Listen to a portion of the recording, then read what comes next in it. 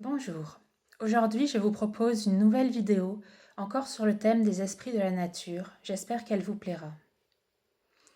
L'écologie est abordée comme une science et de fait, de nombreuses données scientifiques fondent la pensée écologique. Pourtant, malgré la pertinence du discours scientifique, ces derniers doivent faire face à l'échec de leurs revendications. Les scientifiques dénoncent, mais rien ne change à l'échelle mondiale. Le problème vient du rapport à la nature que l'on entretient dans notre société et que l'on transmet par l'éducation. Le système capitaliste voit la nature comme une ressource à exploiter et non comme une entité vivante. La science n'y est pas pour rien dans cette dévalorisation de la nature. La science a désenchanté le monde et la nature. Là où les peuples premiers voyaient une grande mer nourricière où chaque être était sacré, la science voit un sujet d'étude mesurable et quantifiable.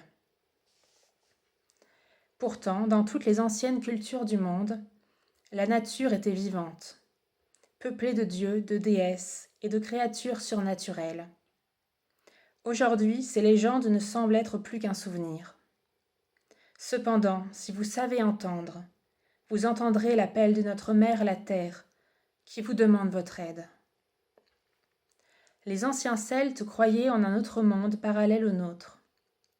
Dans ce monde vivait un peuple de fées. Ces croyances se retrouvent dans de nombreuses cultures à travers le monde. Y aurait-il donc un peuple invisible, des êtres dont l'humanité aurait oublié l'existence? Et si la nature était un portail vers l'autre monde? Au Moyen Âge, le grand alchimiste Paracelse a écrit un traité sur ces créatures mystérieuses. Dans ses écrits, il explique la structure de ce monde magique basé sur les 4 éléments. Il faut rappeler qu'au Moyen Âge, la théorie des 4 éléments, que sont la terre, l'eau, l'air et le feu, est toujours d'actualité. Paracelse explique que pour chaque élément, il existe une race d'êtres vivants correspondants. Il nomme ces êtres élémentaux. Les élémentaux de la terre sont les gnomes, ceux de l'eau les ondins et ondines, ceux de l'air les sylphes et ceux du feu les salamandres. Ces êtres détiennent la puissance des éléments auxquels ils sont rattachés. Ils sont très actifs, ils s'occupent de la nature.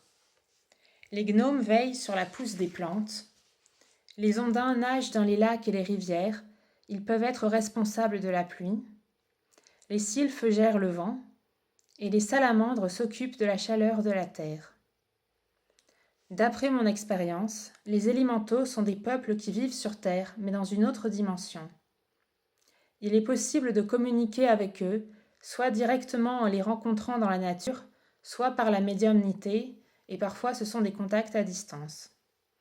Si vous êtes médium et que vous marchez en forêt, vous pourrez les apercevoir comme des ombres furtives, soit comme des lumières si vous êtes clairvoyant. Si vous êtes plutôt clairaudient, vous pourrez les entendre chanter.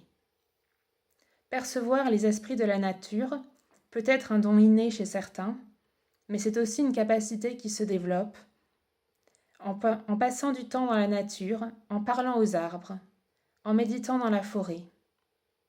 Vous pouvez aussi faire des offrandes aux esprits en déposant un bol de lait sous un arbre par exemple.